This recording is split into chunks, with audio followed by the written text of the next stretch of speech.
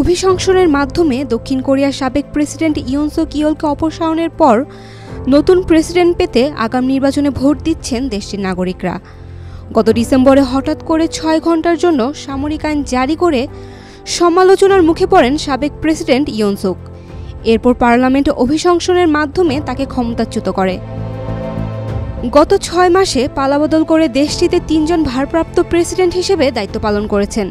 সর্বশেষ ভারপ্রাপ্ত প্রেসিডেন্ট ছিলেন শিক্ষামন্ত্রী লি জুন হো, যিনি নির্বাচনের মাত্র ১ মাস আগে দায়িত্ব নেন।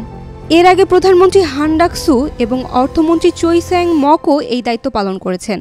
বসুন্ধরা ডায়াপেন্ট এখন আরও উন্নত।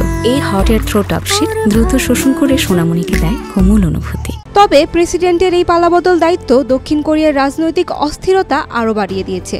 অস্থিরতা নিরসনে নির্বাচনের মাধ্যমে কোরীয়রা একজন নতুন নেতা বেছে নেবেন, যিনি আগামী ৫ বছর দেশ পরিচালনা করবেন। এই নির্বাচন এমন এক সময়ে অনুষ্ঠিত হচ্ছে যখন যুক্তরাষ্ট্রের প্রেসিডেন্ট ডোনাল্ড ট্রাম্প হয়ে উঠেছেন দেশটির অনিশ্চিত মিত্র।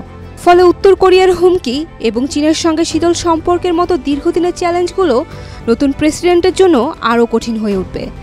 নির্বাচনের পর নতুন প্রেসিডেন্টের মূল চ্যালেঞ্জ হবে দেশটির রাজনীতিতে স্থিতিশীলতা ফিরিয়ে আনা, সেই সঙ্গে দেশটির ভয়াবহ সর্বনিম্ন জন্মহার মোকাবেলা করা।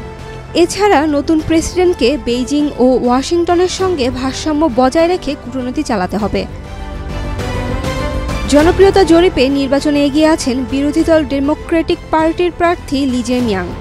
তিনি একজন মানবাধিকার আইনজীবী। তার প্রধান প্রতিদ্বন্দ্বী হচ্ছেন দেশটির সাবেক শ্রমমন্ত্রী পিপল পাওয়ার পার্টির কিম মুন-সু। ৩ জুন শুরু হওয়া নির্বাচনে ভোট গ্রহণ চলবে স্থানীয় সময় সকাল ৬টা থেকে রাত ৮টা পর্যন্ত। ধারণা করা হচ্ছে ভোর রাতের মধ্যেই ভোটের ফলাফল জানা যাবে। Saim Akhtar, Daily Sun. For more updates, follow us on Facebook. Subscribe our YouTube channel. Get the latest update on www.daily-sun.com.